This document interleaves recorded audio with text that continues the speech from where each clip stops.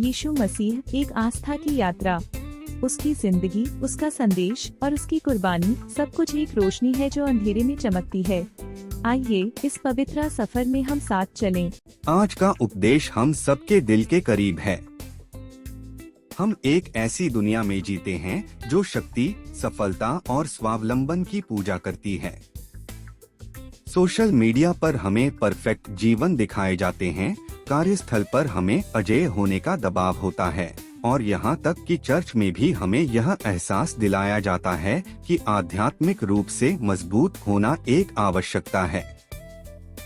लेकिन पवित्र शास्त्र हमें एक ऐसे सत्य की ओर ले जाता है जो इस दुनिया की बुद्धि के खिलाफ है। हमारी कमजोरी ही वह स्थान है जहाँ परमेश्वर की शक्ति सबसे अधिक चमकती है।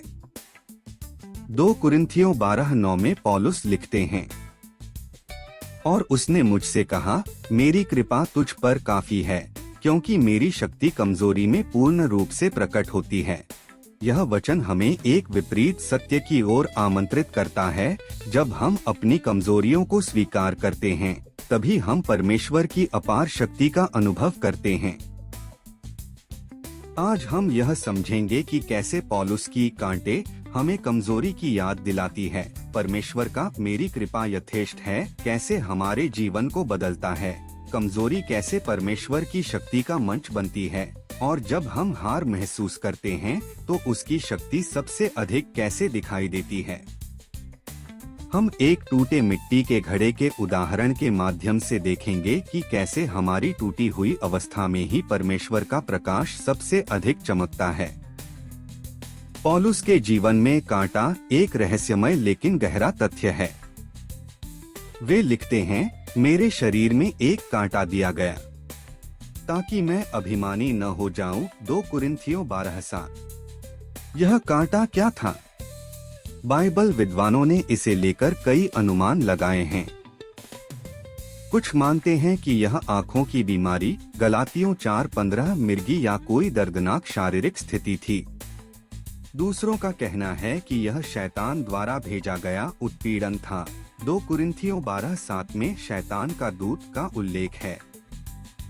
कुछ विद्वान इसे अतीत के पापों का अनुशोचना या लगातार चलने वाला अवसाद मानते हैं।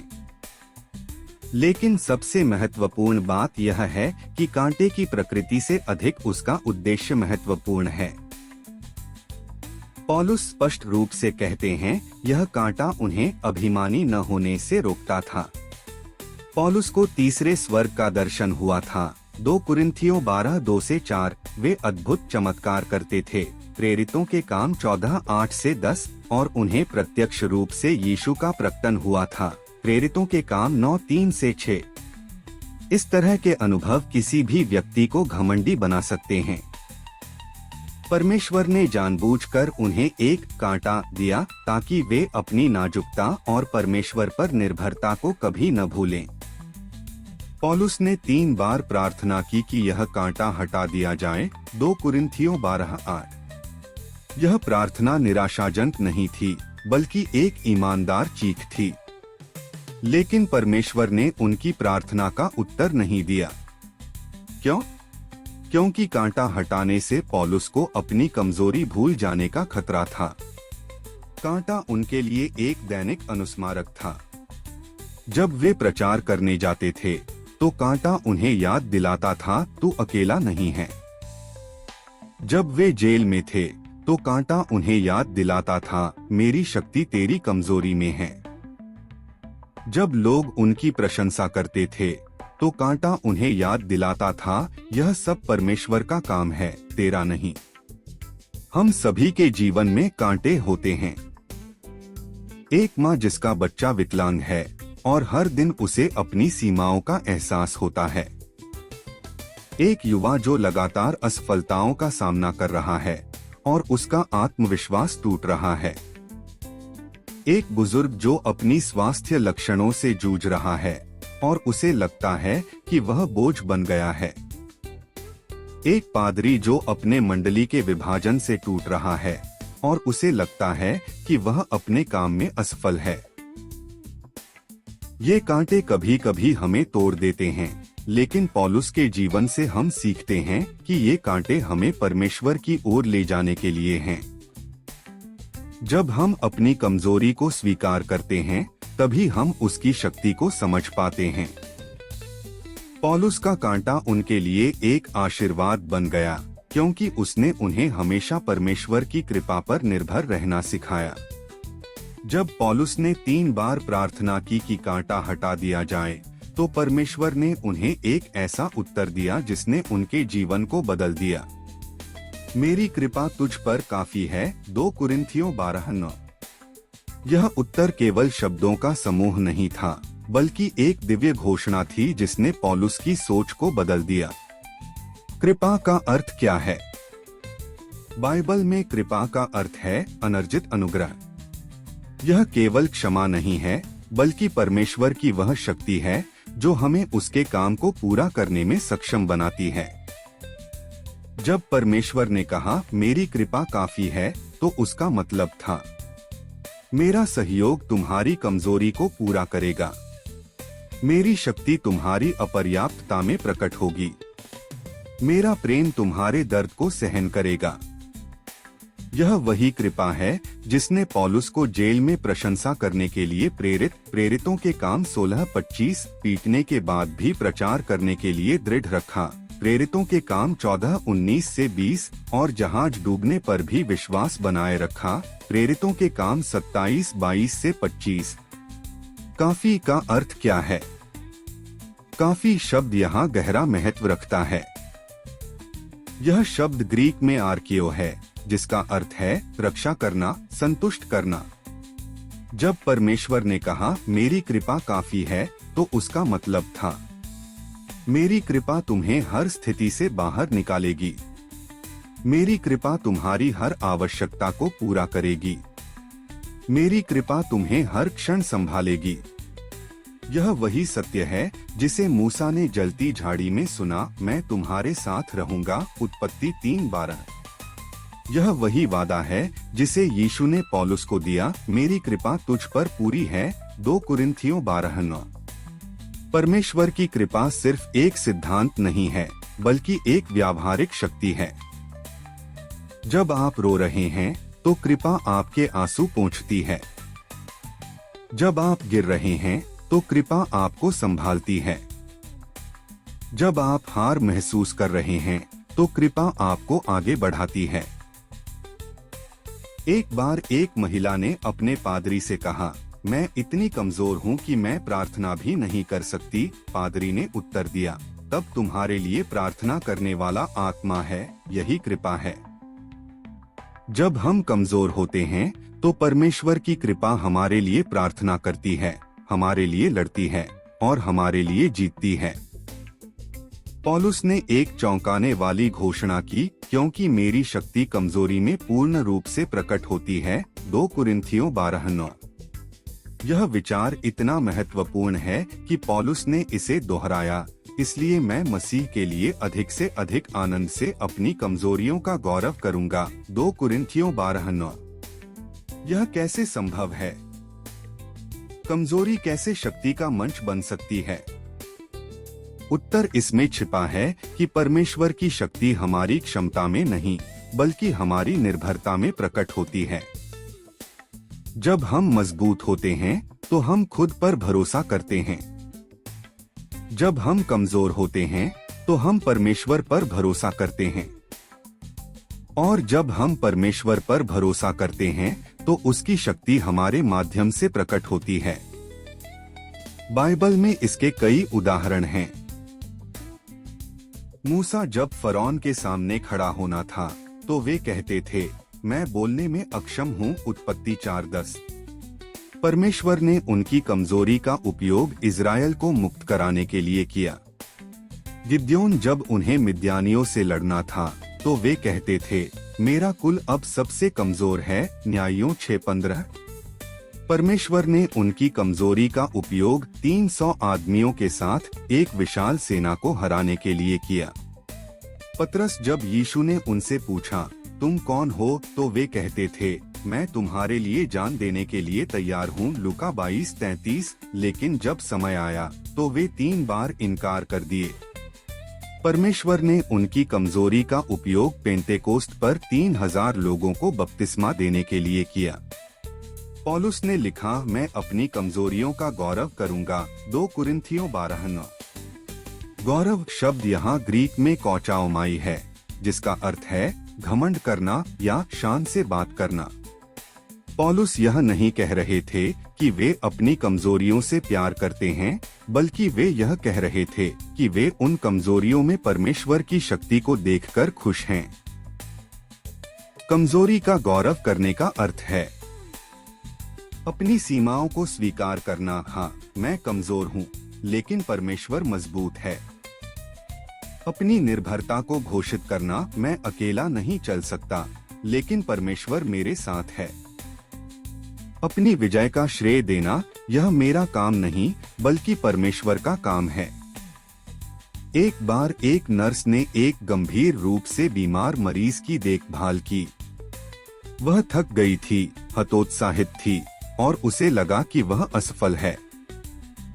लेकिन एक दिन मरीज ने उससे कहा, तुम्हारी देखभाल में मैंने यीशु का प्रेम देखा। नर्स ने आंसू बहाए और कहा, यह मेरा काम नहीं था, बल्कि परमेश्वर का काम था। यही कमजोरी में शक्ति का रहस्य है। जब हम हार महसूस करते हैं, तो उसकी शक्ति सबसे अधिक दिखाई देती है। अब तक हमने सैद्धांतिक रूप से समझा कि कमजोरी में परमेश्वर की शक्ति कैसे काम करती है। लेकिन यह सत्य हमारे दैनिक जीवन में कैसे लागू होता है? जब हम वास्तव में हार महसूस करते हैं, तो क्या होता है? हार महसूस करने का अर्थ है जब आपका शरीर आपका साथ नहीं देता और आप हर काम में असफल होते हैं। जब आपका दिल टूट जाता है और आपको लगता है कि कोई आपकी परवाह नहीं करता। जब आपकी प्रार्थनाएं उत्तर नहीं देती और आपको लगता है कि परमेश्वर ने आपको छोड़ दिया है। ये अनुभव दर्दनाक होते हैं, लेकिन यहीं पर परमेश्वर की शक्ति सबसे अधिक दिखाई देती है। क्यों? क्योंकि जब हम मजबूत होते हैं, तो हम खुद को श्रेय देते हैं। जब हम हार महसूस करते हैं, तो हम परमेश्वर को श्रेय देते हैं। रीता एक 35 वर्षीय महिला है जो दिल्ली में रहती है। वह एक सफल शिक्षिका थी, लेकिन अचानक उसे एक दुर्लभ बीमारी हो गई जिसने उसे बिस्तर पर ला दिया। डॉक्टरों ने कहा कि वह फिर कभी नहीं चल पाएगी। रीता ने रोया, गुस्सा किया और परमेश्वर से पूछा, मैंने तुम्हारी सेवा की, फिर तुमने मुझे यह क्यों दिया? एक दिन उसके चर्च के पादरी ने उसे 2 कुरिन्थियों 12:9 पढ़कर सुनाया। रीता ने प्रार्थना की, प्रभु, मैं स्वीकार करती हूँ कि मैं कमजोर हूँ। कृपया मेरी कमजोरी में अपनी शक्ति दिखाओ। कुछ हफ्तों बाद रीता ने अपने अस्पताल के कमरे में एक छोटी सी प्रार्थना समूह शुरू की। वह अपने बिस्तर से ही अन्य मरीजों को प्रोत्साहित करती थी। एक दिन एक नए मरीज ने उससे कहा, तुम्हारे चेहरे पर एक शांति है जो मैं समझ नहीं पा रहा। रीता ने उत्तर दिया, यह यीशु की शांति है। आज रीता अभी भी व्हीलचेयर पर है, लेकिन उसका जीवन पूरी तरह से बदल गया है। वह कहती है, मेरी बीमारी मेरे लिए एक आशीर्वाद बन गई। अगर मैं स्वस्थ होती तो मैं कभी भी परमेश्वर की शक्ति को इस तरह नहीं देख पाती। रीता की कहानी यह दिखाती है कि जब हम हार महसूस करते हैं, तो परमेश्वर की शक्ति सबसे अधिक दिखाई देती है। जब हम हार महसूस करते हैं, तो परमेश्वर की शक्ति को अनुभव करने के लिए हमें 3 चरणों का पालन करना चाहिए। स्वीकार करें, अपनी कमजोरी को स्वीकार करें। न छिपाएं, न इनकार करें। समर्पित करें, अपनी कमजोरी को परमेश्वर के हाथों में सौंप दें। उससे कहें, प्रभु, यह तेरा है। विश्वास करें कि परमेश्वर आपकी कमजोरी में अपनी शक्ति प्रकट करेगा। यीशु ने कहा, मेरा अनुग्रह तुम्हारे लिए पर्याप्त है, क्योंकि मेरी शक्ति तुम्हारी कमजोरी में पूर्ण होती है। 2 कुरिन्थियों 12:9। यह वादा केवल पौलुस के लिए नहीं बल्कि हम सभी के लिए है। पौलुस ने 2 कुरिन्थियों 4:7 में एक शक्तिशाली उदाहरण दिया, परंतु हमारे पास यह खजाना मिट्टी के बर्तनों में रखा हुआ है, ताकि यह अतिमानवीय शक्ति परमेश्वर से हो और हमसे नहीं। यह उदाहरण हमें यह समझने में मदद करता है कि कैसे हमारी कमजोरी में परमेश्वर की शक्ति चमकती है। प्राचीन समय में मिट्टी के घड़े सस्ते और कमजोर होते थे। वे आसानी से टूट जाते थे और उनमें दरारें आ जाती थीं। लेकिन बावजूद इसके लोग उनका उपयोग पानी, तेल और अनाज रखने के लिए करते थे। पौलुस कह रहे हैं, हम मिट्टी के घड़े हैं, हम कमजोर, नाजुक और सीमित हैं। परमेश्वर का खजाना हमारे अंदर है, पवित्र आत्मा, उद्धार और अनंत जीवन। एक टूटा मिट्टी का घड़ा एक अद्भुत सत्य को दर्शाता है। जब घड़ा टूटता है तो अंदर का प्रकाश बाहर निकलता है। यदि घड़ा पूरी तरह से ठोस होता तो प्रकाश फंस जाता, लेकिन दरारों के कारण प्रकाश बाहर निकलकर चारों ओर फैलता है। यही हमारे जीवन का सत्य है। जब हम मजबूत होते हैं तो हमारा घड़ा बंद रहता है और प्रकाश फंस जाता है। जब हम कमजोर होते हैं तो हमारा घड़ा टूटता है और प्रकाश बाहर निकलता है। एक बार एक कलाकार ने एक प्रदर्शनी में एक टूटा मिट्टी का घड़ा रखा। उसने घड़े के अंदर एक छोटी बल्ब लगाई। जब बल्ब जली तो दरारों से प्रकाश बाहर निकलकर दीवारों पर सुंदर पैटर्न बना रहा था। लोगों ने पूछा, आपने घड़े को ठीक क्यों नहीं किया? कलाकार ने उत्तर दिया, क्योंकि टूटे हुए घड़े में ही प्रकाश सबसे अच्छा दिखता है। यही हमारे जीवन की कहानी है। जब हम टूटे हुए हैं तो परमेश्वर का प्रकाश हमारे माध्यम से सबसे अच्छा दिखता है। जब हम अपनी चोटों, असफलताओं और सीमाओं को स्वीकार करते हैं तो लोग हमारे माध्यम से परमेश्वर को देख पाते हैं। पौलुस ने कहा कि मिट्टी के घड़ों में खजाना रखने का उद्देश्य यह था कि यह अतिमानवीय शक्ति परमेश्वर से हो और हमसे नहीं। 2 कुरिन्थियों 4:7। इसका मतलब है परमेश्वर को श्रेय मिलना। जब लोग हमारे जीवन में परिवर्तन देखते हैं तो वे कहते हैं, यह परमेश्वर का काम है, न कि यह उस व्यक्ति का काम है। परमेश्वर की महिमा होना। जब हम कमजोर होते हैं तो परमेश्वर की शक्ति अधिक स्पष्ट होती है और वह महिमा पाता है। आज हमने सीखा कि हमारी कमजोरी परमेश्वर की शक्ति का मंच है। पौलुस का कांटा हमें याद दिलाता है कि हमें अपनी नाजुकता को कभी नहीं भूलना चाहिए। परमेश्वर का मेरी कृपा यथेष्ट है हमें आश्वस्त करता है कि वह हमें हर स्थिति में संभालेगा।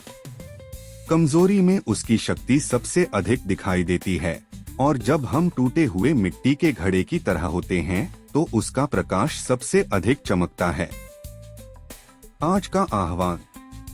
आज आपसे 3 बातें करने का आह्वान करता हूँ। 1, अपनी कमजोरी को स्वीकार करें, न छिपाएं, न शर्मिंदा हो। परमेश्वर आपको ऐसे ही प्यार करता है। 2, अपनी कमजोरी को परमेश्वर को सौंपें, उससे कहें, प्रभु यह तेरा है, मेरी कमजोरी में तेरी शक्ति को प्रकट करो। 3, अपनी कमजोरी का गौरव करें। जब लोग आपके जीवन में परिवर्तन देखें तो कहें, यह परमेश्वर का काम है, मेरा नहीं। आइए हम सब मिलकर प्रार्थना करें। प्रभु यीशु, आज हम तुम्हारे सामने अपनी कमजोरियों को लाते हैं। हम स्वीकार करते हैं कि हम मिट्टी के घड़े हैं, कमजोर, नाजुक और सीमित। लेकिन हम विश्वास करते हैं कि तुम्हारी शक्ति हमारी कमजोरी में पूर्ण होती है। हमारी कमजोरी को तेरी शक्ति का मंच बना दे। हमारे टूटे हुए घड़े से तेरा प्रकाश चमके। हमें यह विश्वास दे कि तेरी कृपा हमारे लिए पर्याप्त है। तेरे नाम में प्रार्थना करते हैं, आमीन। परमेश्वर का वचन सबके लिए है। इस सुसमाचार को प्रचार करें और आशीष का हिस्सा बने। ताकि आपके परिवार और मित्र भी प्रभु की शांति और आशा पाए। लाइक और सब्सक्राइब करना न भूलें।